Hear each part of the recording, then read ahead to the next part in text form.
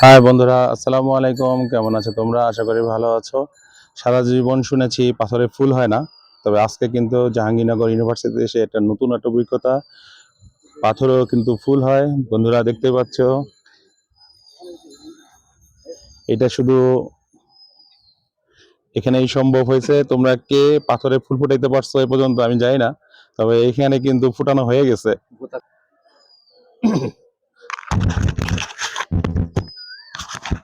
দাদা, এই ফুলটা কিভাবে কিভাবে সম্ভব হলো বলেন? এটা একমাত্র জিওলজির পক্ষে সম্ভব। জাহাঙ্গীরনগর বিশ্ববিদ্যালয়ের ভূতাত্ত্বিক বিজ্ঞান বিভাগের জিওলজিক্যাল পার্কে আমরা প্রমাণ করে দিয়েছি যে পাথরেও ফুল ফুটে। এটার একটা দৃষ্টান্ত স্থাপন করেছি জাহাঙ্গীরনগর বিশ্ববিদ্যালয়ের জিওলজি বিভাগের পক্ষ থেকে। আমরা আসলে পাথরের গায়েও আমরা ফুল ফোটাতে পারি। সেই ফুলই আপনারা দেখতে পাচ্ছেন, অজস্র ফুল এসেছে। কাজে